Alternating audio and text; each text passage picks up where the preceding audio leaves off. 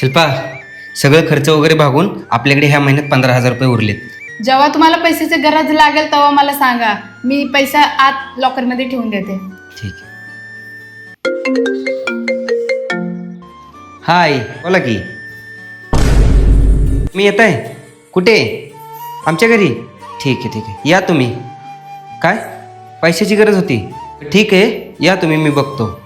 आत्ताच पोराचा संसार सुरू झाला आणि आली लगेच पैसा मागायला, बघवतच नाही त्याला. अगं शिल्पा, काय बोलते हे? पटतं का हे तुला वागणं? अहो तुम्ही गप्पच बसावं, मला तुमचं काही ऐकायचे नाहीये. आणि काय म्हणत होती तुमची आई, मला पैसे पाहिजे म्हणून? मी तुमच्या आईला 1 रुपया सुद्धा देणार नाही. आणि ते आल्यानंतर त्यांना सांगा मी घरात नाहीये म्हणून. आणि हो, लक्षात ठेवा, त्यांना घरात घ्यायचे नाही अजिबात. पुरी दरवाजा उघड ग.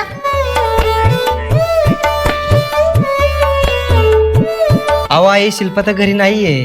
अहो जावाय बापू, मला एक 10,000 रुपयाची गरज होती. तुमचे मामा लय खूप आजारी. 10,000? बरं आई, तुम्ही इथंच थांबा, मी आलो बघून. अगं शिल्पा, त्यांना हॉस्पिटलला जायचंय, त्यामुळे त्यांना 10,000 रुपयाची गरज आहे. दे ना.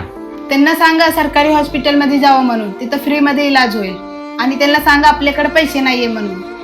अहो आई, बोलायला तर खूप वाईट वाटतंय हो, पण एवढे पैसे सध्या माझ्याकडे नाहीत हो. अहो जावाय बापू, 5,000 रुपये दिले असते ना, तेवढ्यातच मी मामांची ट्रीटमेंट केली असते. बरं आई, तुम्ही इथेच थांबा, मी लगेच आलो. अगं शिल्पा, आई म्हणते ते 5,000 रुपये दिले तरी पूर्ण ट्रीटमेंट होईल. बघ ना, दे ना ग त्यांना पैसे. तुम्ही त्यांना सांगितलं का आपल्याकडे पैसे नाहीये म्हणून? अगं शिल्पा, आपल्या घरात कोण बाहेरचा व्यक्ती आला तरी आपण त्यांना मदत करत असतो, आणि ही तर आपली आई आहे. हे घ्या 1,000 रुपये, त्यांना परत माघारी पाठवा. अहो आई, ह्या शिशवीचंदला तर आता माझ्याकडे एवढे पैसे नाहीत. हे 1,000 रुपये आहेत, हे घ्या.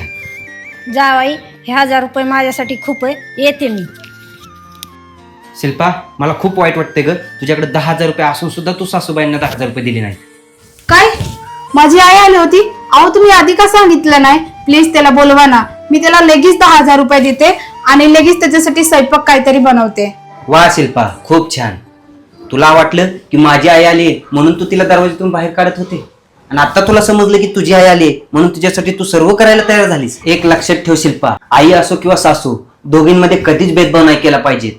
दोघींना समान वागवलं पाहिजे आणि दोघींचा आदर समानच केला पाहिजे.